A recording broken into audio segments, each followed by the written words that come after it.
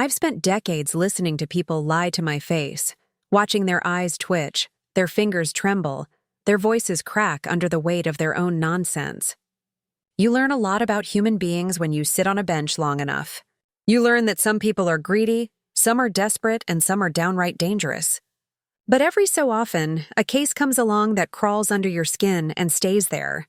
This one did.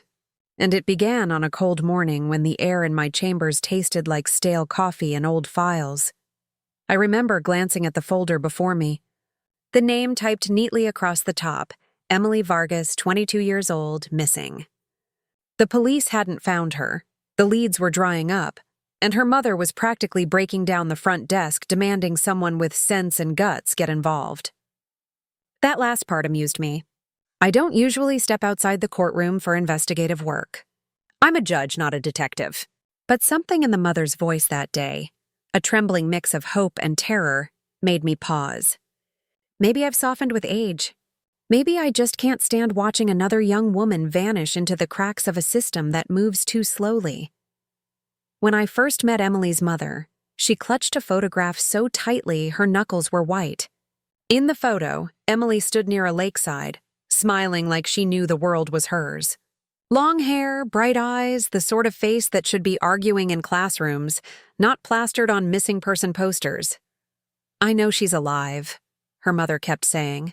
"I know it. People say that sort of thing to protect themselves from the truth."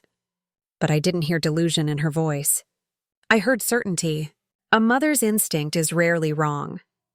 I met with the lead detective, Barnes, a man built like he never learned how to relax his shoulders. He spread the case files across his desk. "Judge, we appreciate your interest, but this isn't—" "Spare me the protocol," I cut in. "Tell me what you actually know." He hesitated. "Most people do around me." Eventually, he cleared his throat and began. "Emily disappeared leaving her night class at the community college. No signs of struggle in the parking lot. Her phone last pinged near an abandoned textile warehouse on the east side. Cameras nearby were either broken, conveniently vandalized, or pointed in the wrong damn direction. The kind of situation criminals dream about. I looked through the crime scene photos. Empty lot, a dropped notebook, a snapped pencil. The last detail bothered me. Most people don't snap pencils unless they're startled or grabbed. "Somebody took her," I said. Barnes nodded. "Yes, but we don't know who." I studied the grid of photos again. Something felt off. My gut, the same gut that saved me from walking into countless courtroom charades, whispered that this case wasn't random. The disappearance was too clean, too practiced, like someone had done this before. I asked to see Emily's personal history. Friends, family, work, habits. I'm old-fashioned. I believe every answer is hiding in the ordinary before it ever shows up in the extraordinary. The girl worked part-time at a bookstore, lived with a friend, and had no criminal record, no debts, no enemies that anyone knew of.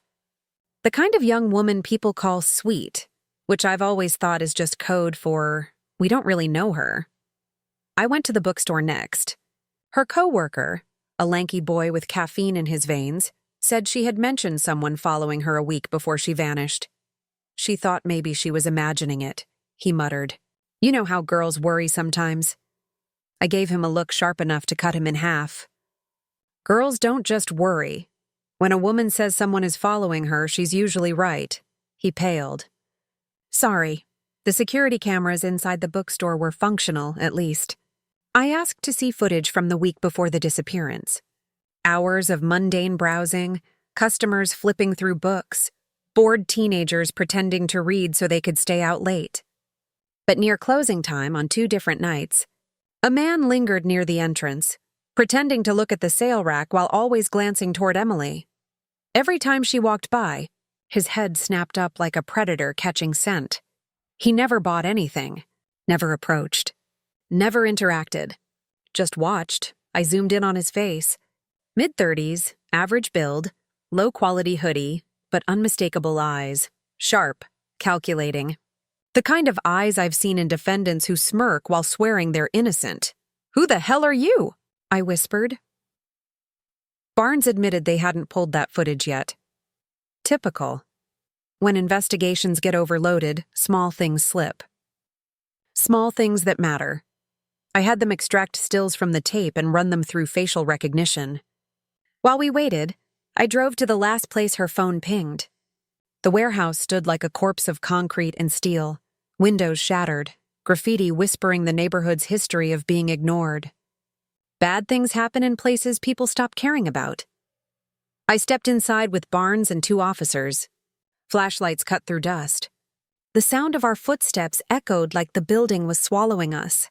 Abandoned warehouses tell stories if you know how to listen. Overturned crates, old machinery, cigarette butts, the usual. But in the corner, near a rusted metal staircase, I found something that stopped me cold. A piece of fabric. Blue. Soft. Torn from the corner, as if ripped in a struggle. Emily's mother had mentioned that Emily's favorite sweater was blue. Barnes crouched beside me. "We'll test it." "Do that," I said. But what I was thinking was much harsher. Why didn't anyone find this before? We kept searching. My flashlight passed over something else.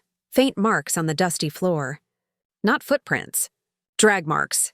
They led toward the back exit. "She didn't walk out of here," I said. "She was carried." Barnes exhaled slowly, like the truth was finally punching him in the chest. On our way out, his phone buzzed. The facial recognition software had hit on the man from the bookstore footage. His name was Caleb Rourke. Minor arrests. Trespassing. Stalking allegations that never made it to court because the victims stopped cooperating. Usually a sign they were scared or threatened. He lived less than 2 miles from the warehouse, and then Barnes told me something that made my stomach tighten. Rourke used to work security at the same community college Emily attended. He knew her schedule. He knew her routines. He knew when she would be alone.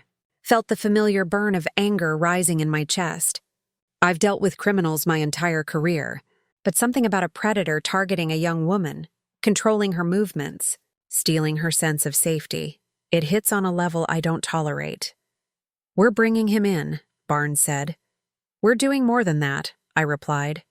"We're going to find Emily, and we're going to make sure this man never breathes freely again."